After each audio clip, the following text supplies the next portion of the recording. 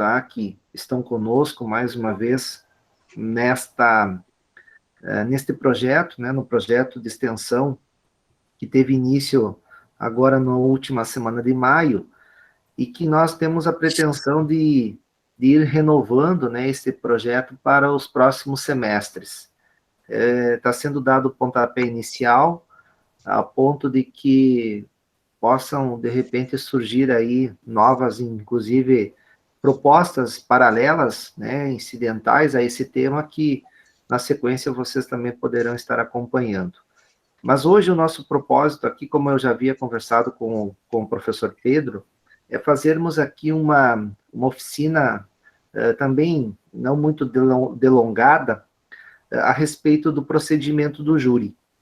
Nós acreditamos que este é um momento importante para que nós possamos, de alguma forma, desenvolver esta leitura a partir do que o Código de Processo Penal nos apresenta acerca do procedimento, apresentando este procedimento a vocês, e que semana que vem, então, na última oficina, a gente consiga nos deter aqui em relação à segunda fase desse rito, que é justamente o julgamento em plenário.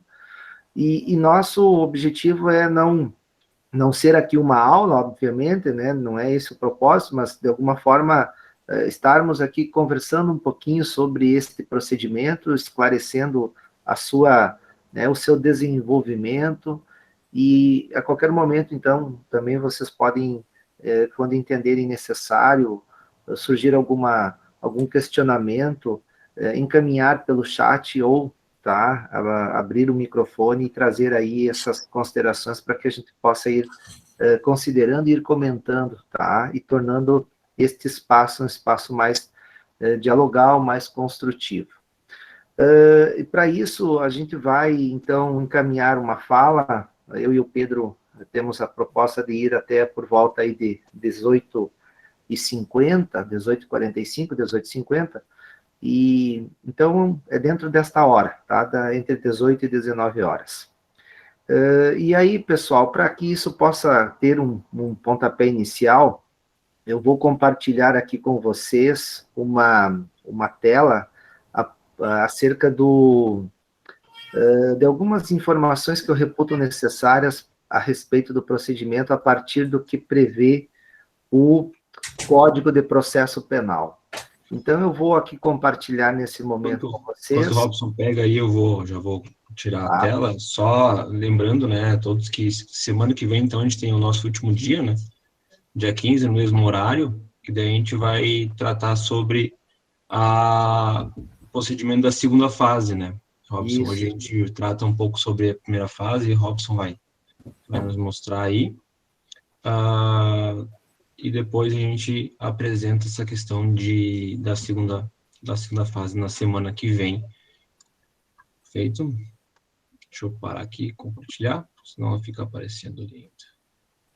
O Google modificou uma série de... Recentemente, né, Pedro?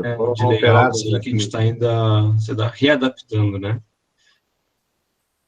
Vários professores estão tendo dificuldade nessa readaptação. Mas o próprio Ricardo, ele trouxe para a gente antes, né, da gente dar início à fala aqui, ele trouxe para a gente esse caso que aconteceu em Caxias do Sul, né, na madrugada de domingo para segunda-feira, agora dia 6 para o dia 7, da morte do agente penitenciário, e logo me veio à cabeça, porque tem total relação com o que a gente vai tratar aqui hoje, né, é um crime de homicídio, qualificado, inclusive ali é uma introdução relativamente recente, né, em 2015, só que foi introduzida a qualificadora do inciso 7º do artigo 121, lá artigo 121, parágrafo 2º, inciso 7º, que foi introduzida, então, a qualificadora do homicídio contra agentes de segurança, né, e mais recentemente a SUSEP, então, eram agentes da superintendência, foram, entre aspas, promovidos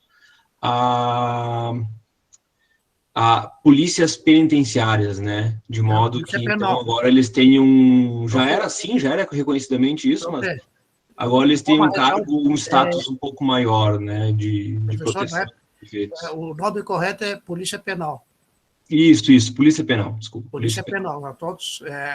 O Rio Grande do Sul ainda não aderiu à Polícia Penal. Quase todos os outros estados, sim. O Rio Grande do Sul ainda não. Nosso governador, inclusive o nosso sindicato da categoria, está na frente do Palácio Piratini toda essa semana, pressionando... Olha, engraçado.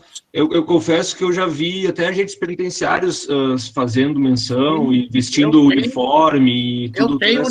Eu tenho uniforme também, apesar de aposentado, eu tenho uniforme, mas o governo do estado ainda não ratificou a assinatura da concordância com a Polícia Penal. O status é o mesmo. Está na frente do Palácio Piratini toda essa semana. Contigo, Robson. Pessoal, Pedro, tá tudo certo aí? Tu conseguindo compartilhar a tela? Sim, tudo certo. Perfeito. Então tá.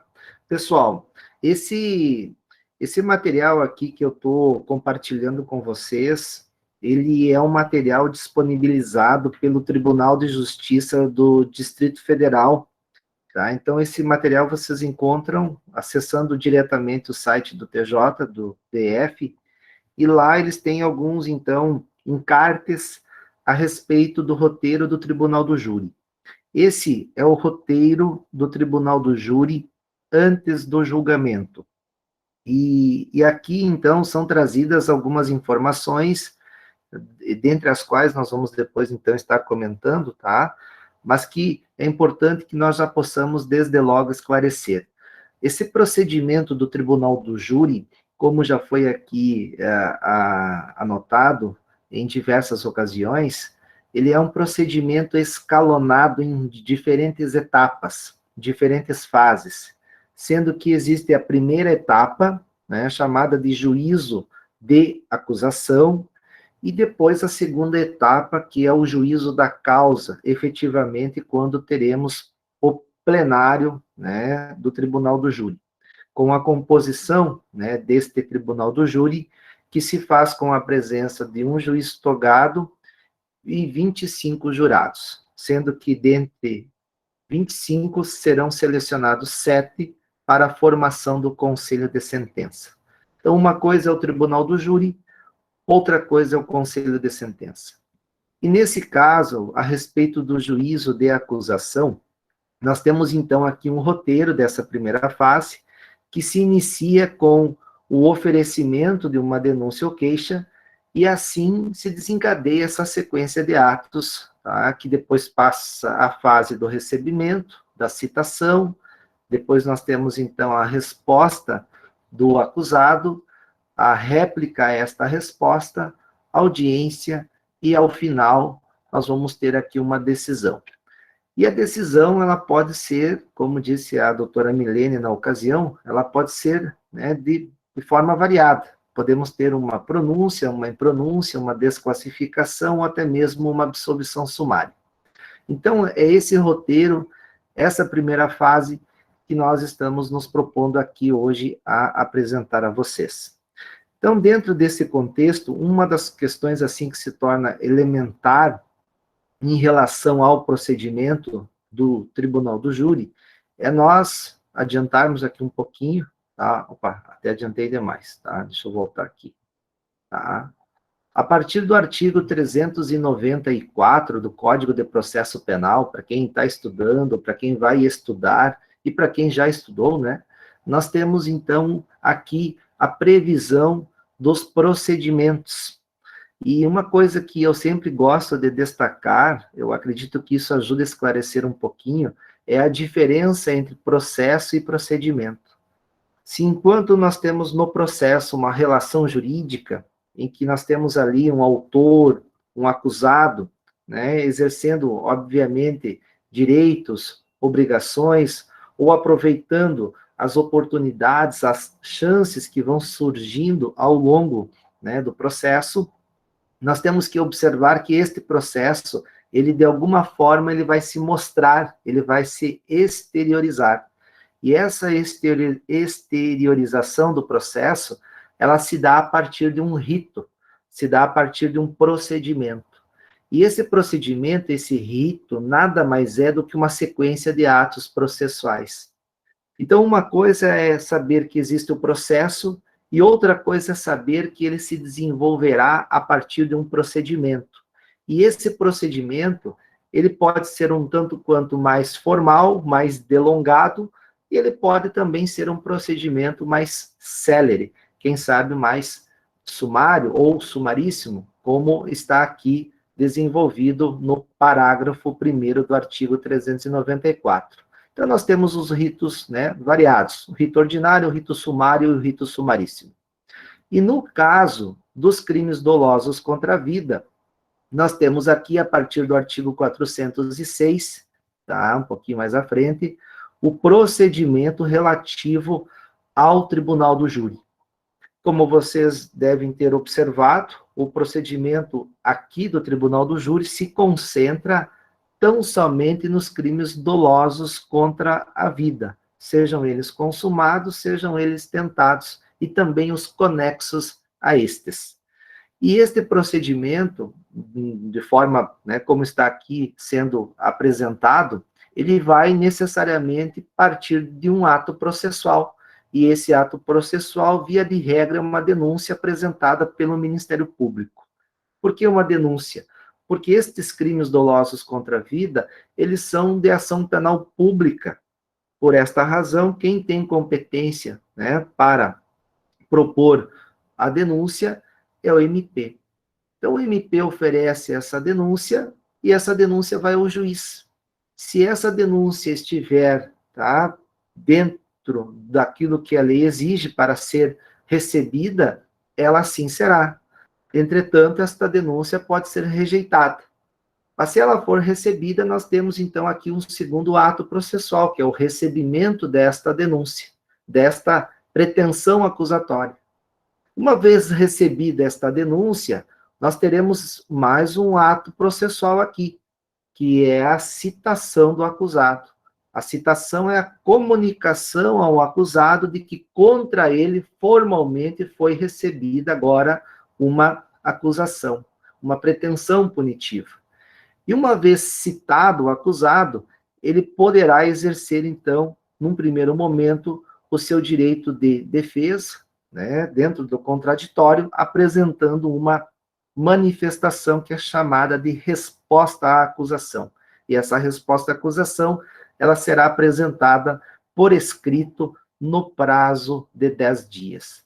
Tá? Então, vejam vocês, isso é o procedimento. Esta é a sequência de atos estabelecida no Código de Processo Penal, que denota, então, o início do procedimento do Tribunal do Júri. Uma vez apresentada esta resposta, cumpre, obviamente, analisar qual é o conteúdo, né, de cada um destes atos. Claro que no campo da denúncia, para quem ainda, né, não estudou, seria importante voltar aqui um pouquinho, lá no artigo 41, tá? Vamos localizar aqui, ó, só para vocês terem aqui esse registro, tá? Uma denúncia, uma queixa, ela deve necessariamente trazer a descrição deste fato tido como criminoso, todas as suas circunstâncias, a qualificação do acusado, a classificação do crime e o rol de testemunhas. É essa peça que vai estar sendo apresentada em juízo. Se ela não estiver, obviamente, enquadrada nestes requisitos estabelecidos pelo artigo 41, possivelmente ela será, então, rejeitada. Então, dentro deste contexto, o conteúdo de cada ato também se torna relevante, tá? Se torna relevante para que nós possamos saber qual é o seu sentido, né? Como assim proceder. Nós voltamos aqui para o artigo 406, tá? Aqui no 406, parágrafo 3º, aparece o conteúdo da resposta à acusação.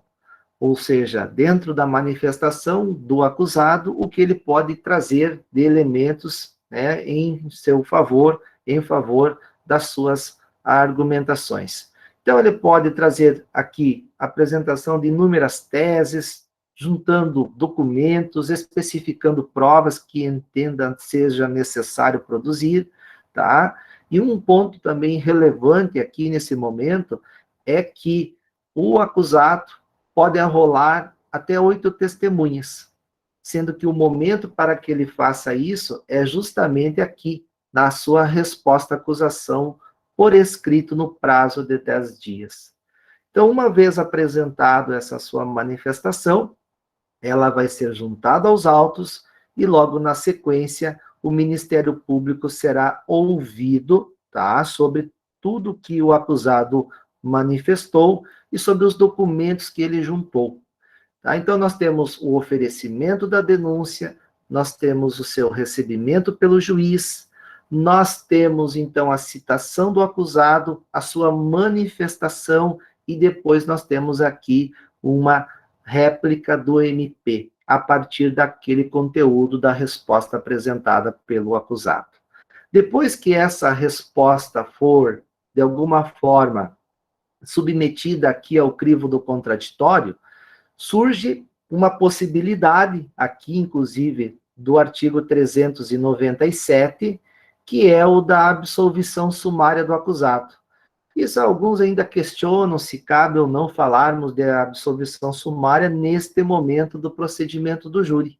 Mas a melhor doutrina, e aqui eu gosto de referir o professor da USP, o Gustavo Badaró, que é um dos nossos mais importantes processualistas penais, né, do Brasil, ele reitera que não há razão alguma para não haver a possibilidade de uma absolvição sumária após a apresentação da resposta do acusado, desde que, obviamente, fique claro aqui que existe uma causa excludente de ilicitude, desde que fique claro que existe uma causa excludente de culpabilidade, desde que fique claro que o fato não constitui crime ou que já está extinta a punibilidade do agente. Então, esse é o cenário. Mas... Até porque, né, Robson, até porque o parágrafo 4º do artigo 394 fala que, fala que esses artigos iniciais vão se aplicar a todos os procedimentos, né? Exatamente. Penais, e não faz vedação, não faz exceção nenhuma ao procedimento do júri. Não haveria por que não ser aplicado, né? Mas se dependendo do autor, essa explicação não aparece, tá? Dependendo do autor, alguns acreditam, né, ou fica ali subentendido que se o acusado apresentou a sua resposta e o MP se manifestou, tá, a partir aqui do que traz aqui o artigo 409, o juiz teria, então, que designar uma audiência de instrução e julgamento. Torna um momento simplesmente pro forma, já carta marcada. Ou seja, tem denúncia, então vai ter audiência, não faz nenhuma análise, né? Exatamente, Mas, enfim, o que importa salientar é isso, tá? Que nós temos essa oportunidade. Agora, não sendo o caso de uma absolvição sumária, tá? O que nós vamos ter é justamente a designação de uma audiência, tá? E esta audiência será uma audiência para tomada de declarações da vítima, claro, né, se possível, já que estamos falando de crimes dolosos contra a pessoa, né, contra a vida. Então, nesse caso, em algumas situações, ou quem sabe na maioria das situações, a vítima não vai estar ali. Aí nós teremos, então, após a inquirição, tomada de depoimento da vítima, a tomada de depoimento das testemunhas, arroladas lá na denúncia pelo promotor, e as testemunhas arroladas pela defesa, nesta ordem, ou seja, sob pena de nulidade, não pode haver inversão aqui na inquirição das testemunhas. Primeiro, inquire-se todas as testemunhas de acusação, e depois passa-se a inquirição das testemunhas de defesa. Uma das coisas também que o procedimento estabelece é qual o número de testemunhas, né? A acusação pode arrolar até 8, tá? E a defesa também pode arrolar até 8. Claro que esse número estabelecido aqui, ele pode ser ampliado, a depender do interesse, né, do juízo em apurar de forma transparente todas as circunstâncias e os elementos que compõem ali o fato típico. Então, são situações que podem tranquilamente acarretar testemunhas, né, outras, além do número legal, desde que haja necessidade para a elucidação do ocorrido, tá bom? E claro que, após essa inquirição das testemunhas, nos termos aqui do artigo 411, outras provas poderão ser produzidas na audiência. E dentre essas outras provas, poderemos, então, ter o depoimento dos peritos, eventualmente as acareações, né, que são o confrontamento de versões, e ainda o reconhecimento de pessoas e coisas. Depois de tudo isso, teremos ainda o momento do interrogatório do acusado, o momento em que ele vai ser ouvido, né, vai ser, de alguma maneira, inquirido, né, pelo juízo e também pela acusação e pela defesa, e para que, ao final, após o seu interrogatório, tenhamos aqui as alegações finais orais, né, aquilo que se chama de debate ao final da audiência. Mas uma das coisas também que cumpre, me parece, aqui destacar, é que esta sequência da audiência estabelecida no 411, ela não tem, assim, muita complexidade, não é difícil entender que a audiência vai se desenvolver dentro de uma determinada sequência também de provas. Primeiro a vítima, depois as testemunhas, depois o acusado e depois, ao final, os debates. É sempre importante relacionarmos que, se este é o momento de formação de provas, que nós possamos, obviamente, linkar tudo isso com o sistema de provas do Código de Processo Penal. E por isso que esse sistema de provas, ele não pode ficar abandonado quando o estudo é o do procedimento. E aí, se eu falo, por exemplo, de provas, necessariamente eu tenho que voltar aqui no Código de Processo Penal, tá? Para analisar, a partir de então, quais são as provas, né, previstas e como cada uma pode, de certa forma, estar ali sendo realizada. Então, a partir aqui do artigo 158, eu tenho a referência das provas em espécie. No primeiro caso, a referência ao exame de corpo de delito, a partir do artigo 158, tá? Depois segue-se para o interrogatório do acusado, artigo 185 e seguintes. Aqui nós temos importantes informações, dentre elas, que o interrogatório ocorrerá sempre com a presença de um defensor, constituído ou nomeado. Eu sempre também gosto de gizar que esta, diríamos aqui, exigência legal, ela não é tão assim antiga. Vejam aqui a referência à Lei 10.792 de 2003. Então, ou seja, pouco menos aí de 20 anos é que nós tivemos essa referência aqui no Código de Processo Penal, da presença do defensor acompanhando o interrogatório do acusado. Até porque, antes disso, o ato de interrogatório ele era exclusivo do juiz, não sendo permitido ao MP nem ao advogado formular perguntas, o que muda a partir justamente aqui da Lei 10.792. Depois desses dispositivos do interrogatório, né, inicialmente marcadamente pela presença aqui do defensor, nós temos, enfim, alguns dispositivos a respeito de como esse interrogatório ele é realizado. Nós temos duas etapas, né? Primeiro, nós temos aqui perguntas a respeito da pessoa do acusado e depois sobre os fatos. Então, o artigo 187 deixa claro que o interrogatório será constituído de duas partes. Inclusive, aqui, em relação ao parágrafo 2º, há algumas diretrizes a respeito daquilo que será perguntado ao acusado. Claro que o juiz também não é ingênuo, ele não vai seguir à risca, né, estes incisos, a ponto, de repente, do advogado dizer assim, olha, tu vai sentar lá na frente do juiz e ele vai te perguntar, num primeiro momento, se a acusação que está sendo feita é verdadeira, tá?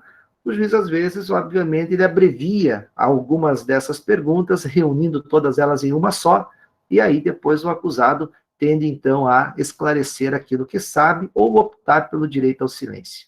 Sobre as testemunhas, também é importante se dizer, né, que as testemunhas têm uma forma de serem inquiridas. Então, se elas vão ser ouvidas na audiência, como é que vai ser tomado o depoimento das testemunhas? Tá? Então, as perguntas, de acordo com o que diz o artigo 212, elas serão formuladas diretamente à testemunha, tá? Serão formuladas por quem? Pela parte que as arrolou. Primeiro o MP, depois a defesa e o juiz, ao final, ele irá complementar a inquirição a respeito daqueles pontos que ficaram, de certa forma, deficitários. Então, a sequência desta inquirição também é importante. Então, a testemunha é chamada, a testemunha é de acusação, a palavra é passada ao MP, depois ao advogado e, ao final, ao juiz. Se a testemunha é de defesa, a palavra é passada primeiro ao advogado, depois ao promotor e, ao final, ao juiz. Tá? Então, essas situações que eu reputo necessárias, por quê? Porque não adianta dizer que a audiência acontece dessa forma, se em cada uma dessas provas existe, obviamente, um conteúdo também a respeito da sua realização. E não é uma coisa difícil, né, de se entender, né, Robson, essa sequência do 212, né? Não. Ela é datada de 2008, essa redação aí, há 13 anos, e até hoje a gente vê magistrados iniciando as perguntas, né, para as testemunhas, seja na primeira fase, porque essa sequência, ela também importa depois no plenário, né, no júri. E eles ainda praticam dessa forma, né, esses atos, né. Exatamente. E isso passa, de certa forma, um sentido estranho para o processo, né? O processo, ele muitas vezes é marcado conforme o entendimento do juiz. Então, cria-se aquela sensação de que naquela comarca, na presença daquele juiz, o processo anda de um jeito. Se for em outra comarca, com outro juiz, o processo terá uma outra metamorfose. E a gente tem essa sensação no Brasil, né, de que conforme o juiz é o tipo de processo penal, o que nos mostra que o processo tem problemas, quando é, de alguma forma, sensível, vamos dizer assim, essas percepções. Mas não querendo também aqui me delongar muito sobre cada uma das provas, mas, enfim, deixando claro que cada prova, ela é importante de ser analisada, né? Então, aqui, só para concluir, se caso, eventualmente, você tenha alguma contradita a fazer da testemunha, está aqui o artigo 214 tratando do assunto, tá? Se, eventualmente, a testemunha tem algum impedimento, você pode se manifestar a respeito disso. E assim, quanto às demais provas, da mesma maneira, tá bom? Aqui nós temos o depoimento da vítima, a confissão do acusado, e segue-se aqui depois para os reconhecimento de pessoas e coisas, as acariações, a prova documental, tá? E aqui eu lembrei do Fabiano perguntando, né, para todos os que falaram na semana passada a respeito da juntada de documentos no plenário do júri, tá? Então, está aqui, Fabiano, a prova documental, né? O que é um documento? Aquilo que pode ser trazido aos autos e de que forma ele vai ser recepcionado, tá? E eu queria falar, quando o Fabiano perguntou, mas aproveito agora, então, porque a gente já teve situação aqui em Caxias do Sul, em que a promotora de justiça, 3 dias antes, cumprindo com a regra, portanto, processual, fez juntar aos autos acho que eram uns 15 volumes de outros processos, de interceptações telefônicas e investigações processuais e outras coisas que, em tese, diziam respeito a um dos réus que estava sendo julgado. Mas era assim, eram pilhas e pilhas e pilhas de documentos. Só que foram juntados em tempo hábil, né? A gente fez, até não quis botar na parede a doutora Milene, mas acho que até ela, a juíza, a gente pediu para a juíza, olha, ou nos transfere o júri, ou desentranha os documentos. É impossível analisar 50 mil folhas em 3 dias, né, para fazer o plenário. A Mayara tem uma pergunta sobre a questão das audiências, Mayara? Está com a mão levantada?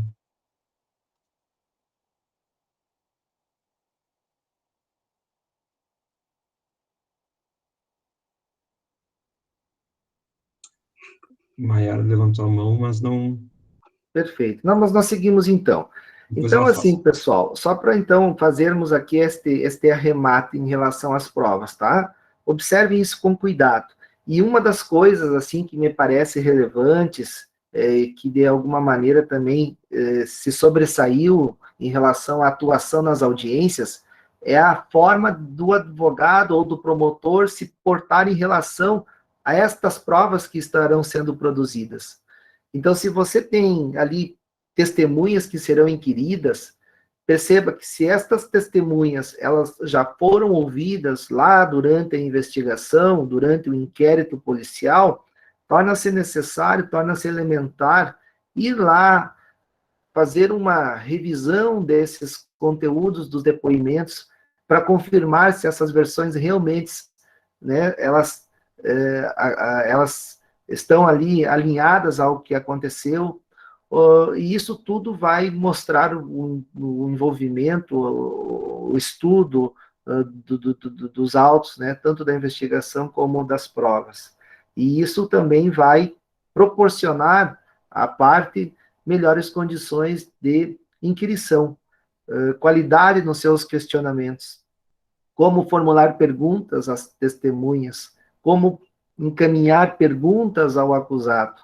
E isso tudo tem a ver, né, com o fato ocorrido naquela percepção, né, que foi aqui trazida pelo promotor, pelos advogados, de que o crime é um fato que precisa ser, mais uma vez, redescoberto, né, e isso vai ser feito a partir da prova que está nos autos.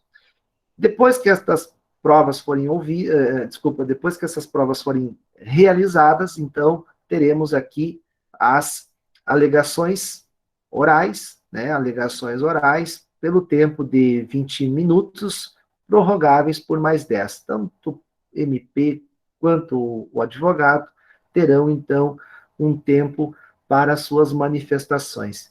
Via de regra, nestas alegações são reiteradas, né, aquilo que o promotor reitera aquilo que narrou na denúncia, e a defesa, obviamente, trabalha com as teses que entenda oportuna para buscar, na sequência, uma decisão que lhe favoreça.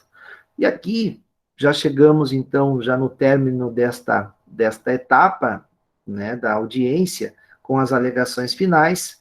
Uma vez isto tendo sido, né, realizado, encerrados, então, os debates, o juiz dará uma decisão em 10 dias, e, para tanto, os autos serão conclusos ao seu gabinete. Então, essa decisão que ele dará em 10 dias é que nós temos, enfim, que agora saber quais são, né? Obviamente, não é uma só, são 4 possibilidades diferentes, e essas decisões, então, aparecem aqui a partir do artigo 413. Nós temos aqui, então, a pronúncia, no artigo 413, nós temos a impronúncia, no artigo 414, nós temos a absolvição sumária, no 415, e nós temos ainda, aqui no 419, a decisão de desclassificação, em face de que ficou comprovado na instrução que os fatos não são de competência do tribunal do júri. E aí, então, uma das possibilidades é o juiz se declarar incompetente e remeter esses autos ao juiz que o seja, tá? Especialmente quando a tese trazida pela defesa envolver uma lesão corporal. Vejam, lesão corporal não é crime contra a vida, tá? Ou, quem sabe, um homicídio culposo. Homicídio culposo não é crime doloso, né? Então, não é um crime doloso, automaticamente não vai a júri popular. Então, são situações que poderão acontecer, tá? Mas, enfim... O próprio latrocínio também, né? Uma discussão que se tem, né? Exatamente. Um debate interminável, eu acho que... Ou outra coisa, Pedro, também importante para quem já estudou Direito Penal 1, tá? E de alguma maneira se recorda ali do iter criminis, que é justamente o percurso da cogitação, passando pela escolha dos meios, o modo de execução e depois o resultado. Quando se estuda o resultado, se faz aquela divisão entre crime consumado e crime tentado. E aí depois tem as ramificações distintas para a tentativa, né? Tentativa perfeita, tentativa imperfeita, tentativa cruenta, incruenta e assim vai. Mas aqui, nesse aspecto, depois do artigo 14 do Código Penal, aparece a figura da desistência voluntária. E a desistência voluntária também é uma outra tese muito interessante de ser analisada no plenário Com e certeza. Também no procedimento do júri. Porque vocês sabem que vai a júri popular o crime tentado também, né? Crime tentado contra a vida, doloso contra a vida. Mas o crime tentado, de acordo com o que diz o artigo 14, inciso 2, é aquele crime em que o sujeito não conseguiu a consumação por circunstâncias alheias à sua vontade.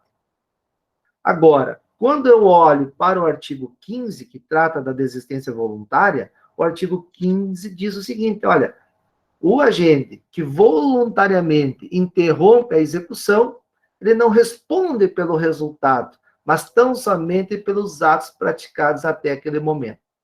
Então, se o sujeito deu 2, 3 disparos contra a vítima, pretendendo, no início, né, matá-la, mas desiste, voluntariamente ele para, podendo ir adiante, ele cessa essa conduta de agir, ele automaticamente deixa de ser enquadrado na tentativa de homicídio e passa a responder por lesão corporal, se esses projéteis, obviamente, atingiram o corpo da vítima. Ele pode ser, inclusive, se não pegou nenhum projétil, pode ser enquadrado em um disparo de arma de fogo, inclusive.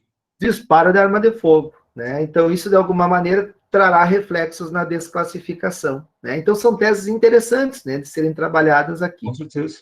Mas uma das questões, então, importantes, salutares aqui no procedimento do júri, tá, pessoal? Acho que, de repente, alguns dos nossos, né, convidados aí se referiu por mais de uma ocasião sobre a pronúncia.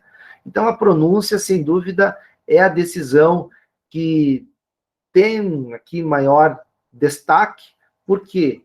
Porque é a única decisão que autoriza a sequência do procedimento. Tá? Então, nós só teremos o plenário do júri, a segunda fase, se nós tivermos a pronúncia do acusado. E o que é esta pronúncia? Primeiro, a pronúncia, ela não é uma sentença, como alguns aí, volta e meia, saem dizendo. Ah, é a sentença de pronúncia. Não, sentença, pessoal, é uma decisão de mérito que condena ou que absolve. E pronúncia não condena e não absolve. Pronúncia simplesmente autoriza que o sujeito acusado vá ao julgamento em plenário. Então, não é uma sentença condenatória e não é uma sentença absolutória. Perfeito? Então, esse é o primeiro ponto. Não é sentença, é uma decisão interlocutória mista não terminativa, porque o procedimento ele vai seguir adiante. O procedimento do júri, ele tem aproximadamente 100 artigos. Nós estamos falando aqui apenas de meia dúzia até agora. Tá? Então, percebam que tem muita coisa ainda pela frente. Então, assim, a pronúncia é uma decisão que virá quando o juiz se convencer da materialidade do fato e da existência de indícios suficientes de autoria ou de participação neste fato. Tá? Percebam que as palavras aqui trazidas na figura do artigo 413, elas precisam ser lidas com muito cuidado. Perfeito? Porque quando se fala de materialidade e se fala de indícios suficientes de autoria, longe se está aqui da certeza.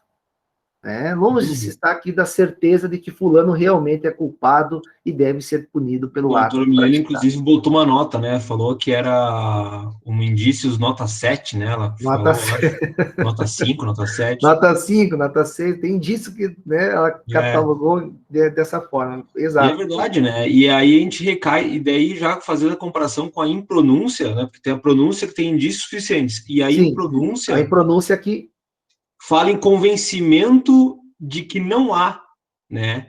Exatamente. Quando o juiz não se convence da materialidade, ou então da existência de indícios suficientes de autoria. Então, na verdade, aí tu recai naquela, se lembra aquela discussão do indúbio pro societatis, né? Exatamente. Da dúvida em prol da sociedade, mas a gente tem que já rechaçar de pronto isso, acho, né, Robson? Não existe dúvida pro societatis, né, no processo. E isso é uma coisa que, para muitos, acaba também sendo difícil, às vezes, de se aceitar essa superação, sabe, Pedro, dessas expressões, porque elas acabam sendo lidas nos manuais e sendo reproduzidas, assim, sem muito critério, sem muito cuidado. Até, de certa forma, a gente percebe que existe aqui, quando da pronúncia, um grande apreço pelo princípio indubio pro societate, né? Ou seja, na dúvida, envia o caso adiante, né? Leva o acusado para julgamento em plenário. Mas aí vocês, uma hora, busquem saber um pouquinho mais sobre este princípio aí tão famoso, indubio pro societate.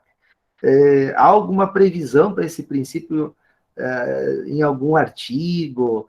Há alguma previsão em algum documento aqui que eventualmente se adotou, se recepcionou na legislação brasileira?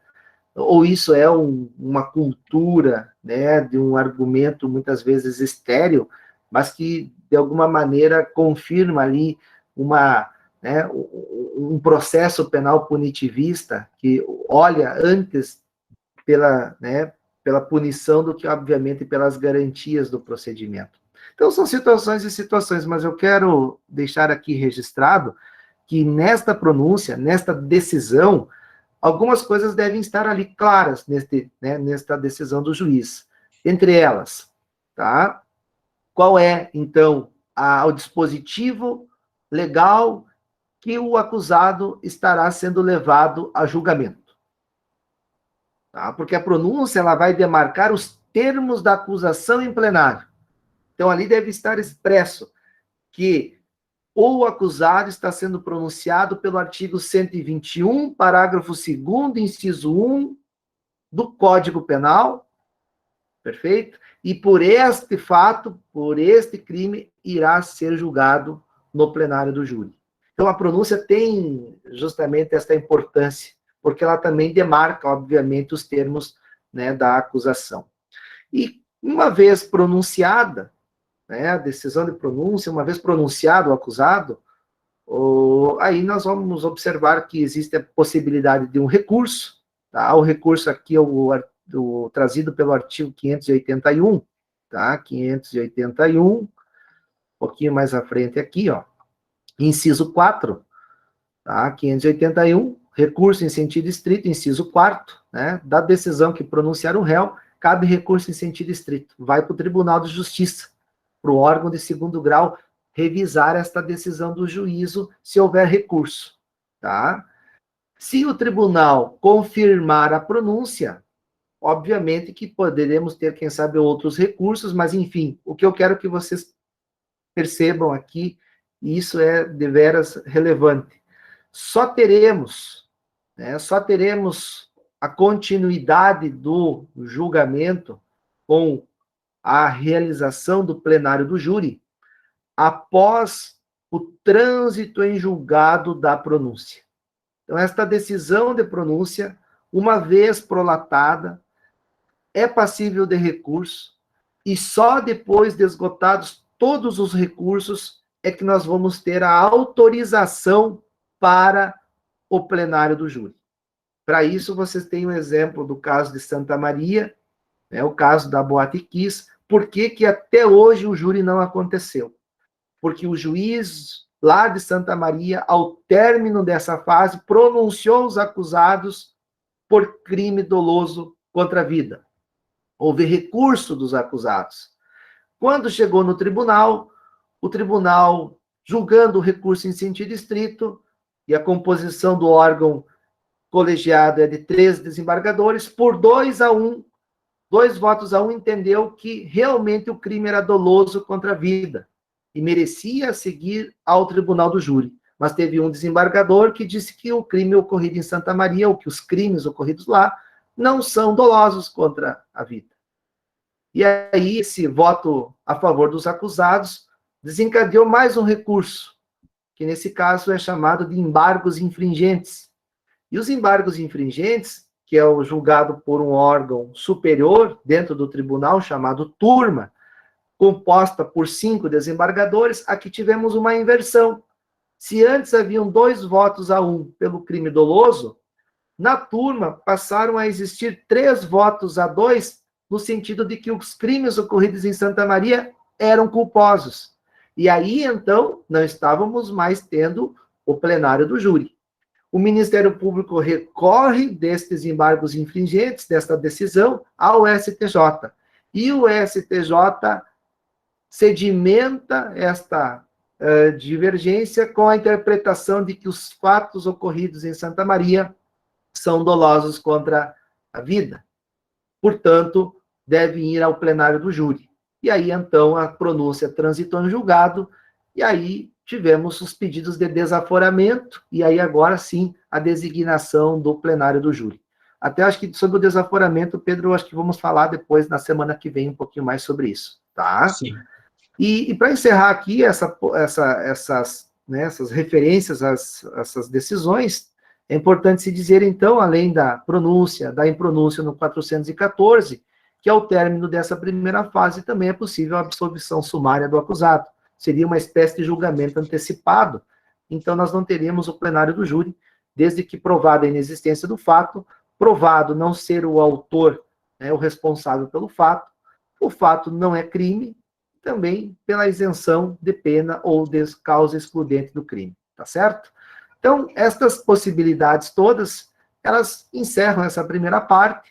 Lembrando, a pronúncia transitada em julgado autoriza a sequência para a sessão 3 da preparação do processo para o julgamento em plenário, algo que depois nós vamos seguir falando a respeito.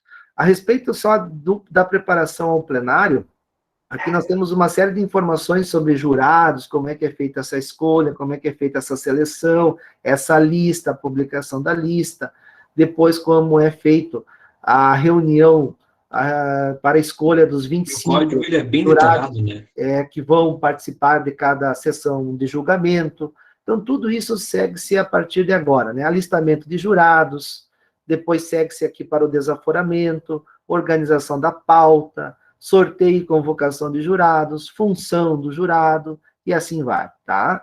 E aí, logo lá na frente, composição do Tribunal do Júri, né? Então, aqui nós temos a composição, também referências a esse conselho de sentença, a reunião e sessão do Tribunal do Júri, e isso tudo nós vamos seguir a partir da próxima semana.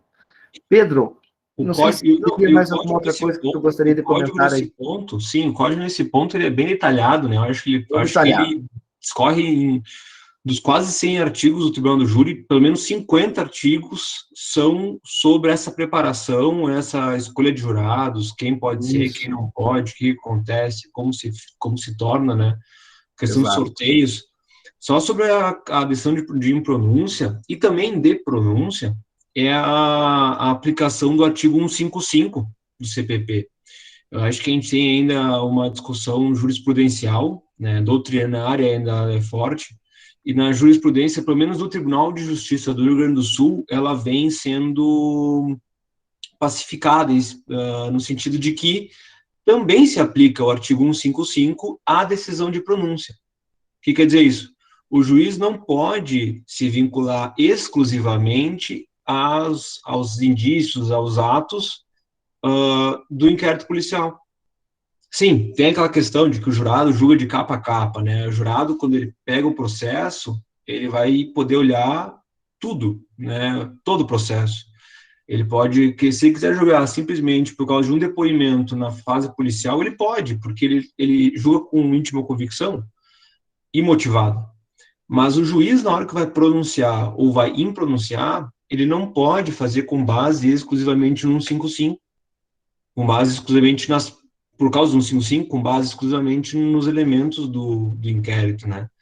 Porque ele estaria dizendo, ou seja, que o contraditório, que a parte judicializada, que acontecendo na audiência, toda aquela situação, de nada serviu. Exatamente. Ou mesmo quando não tem provas, né? Comentei com o Robson antes de a gente entrar, eu estou com um processo em que o promotor de justiça pediu a impronúncia porque o Ministério Público não conseguiu demonstrar na fase judicial aquilo que ele estava dizendo na denúncia. Já tive processos em que não tiveram nem testemunhas ouvidas, né, na fase judicial. E daí sim, a gente aplica o 155, embora estivesse comprovado pelos depoimentos, pelas perícias feitas na fase do inquérito, o crime.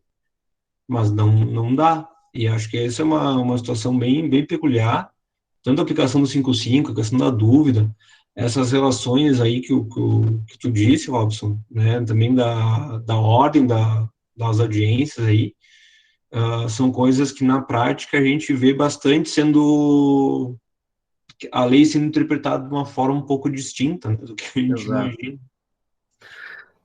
Pessoal, então assim, ó, dentro daquilo que nós havíamos, de certa maneira, pensado, seria isso, tá? Fazermos aqui uma breve explanação do procedimento dessa primeira fase, e aí depois, na próxima semana, aí sim, fazemos uma abordagem a respeito da segunda fase, que é justamente o acontecimento ali em plenário. A escolha dos jurados, como é que é feito, a questão das recusas, envolvendo também o juramento. Eu acho que isso tudo vai, obviamente, trazer elementos para que vocês possam melhor se direcionar depois na atividade que estará sendo proposta aí da simulação do julgamento em plenário para o próximo semestre, tá? Não sei se teria alguma pergunta, alguma estranheza, algum Uma questionamento. reclamação. Ou se não, A uma Maiara tinha levantado a contribuição mão também, no início, tá? né? Fiquem muito à vontade. A Maiara tinha levantado a mão no início, depois ela baixou, não sei se ela tem pergunta ainda. Mas se alguém tinha pergunta... Às vezes a Maiara estava espreguiçando, Pedro, estava se espreguiçando. É isso aí. Foi sem querer, me desculpem. Está desculpado. Pessoal, perguntam sobre a link de presença, né? A gente vai fazer como os outros dias, a gente vai pegar pelo relatório, né, que o Meet gera, né, fica mais fácil. Semana que vem... Bom, se não tem nenhuma pergunta, guardem as perguntas, então, para a semana que vem, e semana que vem a gente faz uma hora só de perguntas e respostas. O Pedro, nós temos que depois pensar de mandar um material para o pessoal que está participando aqui, sobre como fazer perguntas, como encaminhar, né, questionamentos. Eu acho que, quem sabe, dá certo aqui de nós trazermos alguns textos, alguns materiais para vocês também acompanharem. De como questionar as testemunhas, tu diz? Isso, eu tenho vários textos sobre isso, como fazer perguntas, como organizar argumentos. Eu acho que, baseado naquilo que o doutor Luciano Vaccaro, promotor, mencionou, a estruturação dos argumentos, eu tenho um texto muito bom de um promotor de justiça do Ceará, que ele faz toda uma análise de construção de argumentos no plenário do júri. E isso vem muito ao encontro daquilo que nós tivemos aqui na quinta-feira, com a professora Valneide, né, as técnicas de argumentação e de persuasão. Vamos depois, pessoal, ver se nós conseguimos encaminhar esse material. Diferente tu ter que questionar uma testemunha ou mesmo a vítima para fazer prova para o juiz, tanto como fazer prova para o jurado, né, porque o jurado é uma pessoa leiga, né. As gravações, inclusive, elas vão ficar disponíveis depois no YouTube do Desencarcerando, no canal lá do YouTube, daí vocês conseguem ter acesso por lá. Tá? Perfeito. Então, pessoal, Pedro, da minha parte, acho que era isso, tá? Eu vou ter que sair. A gente consegue mandar o material, acho que depois a gente consegue mandar o material depois pelos e-mails inscritos. Acho que o pessoal da coordenação ali da extensão consegue fazer esse envio. Semana que vem a gente tem de novo, então, né? Isso. Que é terça-feira. Terça-feira às 18 horas. Um abração, pessoal. Muito obrigado pela presença de todos. Eu queria até ler o nome de cada um de vocês aqui, mas daí vai ficar inviável, tá? Então, sintam-se todos abraçados. Pedro, valeu, Ricardo. Um abração, Robson. Robson. Fala. Pode postar esse material através do Bruno ali, para ele postar no nosso... Sim, eu vou passar para o Bruno. O Bruno é o nosso hacker. Ele é o hacker, ele sabe fazer isso. Tá bom. Hoje não deu nenhum pitaco, né? É o nosso hacker, o Bruno. Então. Ok, boa noite. Uma figuraça. Pessoal, aproveito aí para convidar todo mundo para o bate-papo de quinta-feira. Isso aí. Tá? Toda quinta. Agora a gente tem 5 encontros já programados aí para as próximas semanas, certo? Com um monte de pessoal. Pode entrar direto no link da UX para o bate-papo, ou mesmo ali no Instagram, Facebook, a gente está divulgando direto isso. Tem bastante coisa boa, bastante debates bons, certo? E também aproveito e convido para o curso que eu vou fazer aí de juiz de garantias, né? Se não nesse final de semana do Dia dos Namorados, no outro, dia 19, estaremos aí, né? Sábado de manhã. Mandei os Esse dois já tá links no escrito, chat agora aí pra gente poder conversar um pouco. Ô, Pedro. Pedro. Ô, Vilmar, fala! Olha ali, ó, olha ali, ó. Eu que ia falar. Presta atenção aí, Pedro. Tu viu que ele já me chamou, né? Pedro, esse cabelinho dele aí também, Pedro. Com o Robson cabelo chameu aí, olha só, cara. Ô, Robson, abraço, cara. Eita, coisa séria, Vilmar. Nós temos que se encontrar em Nova Prata ainda, Vilmar.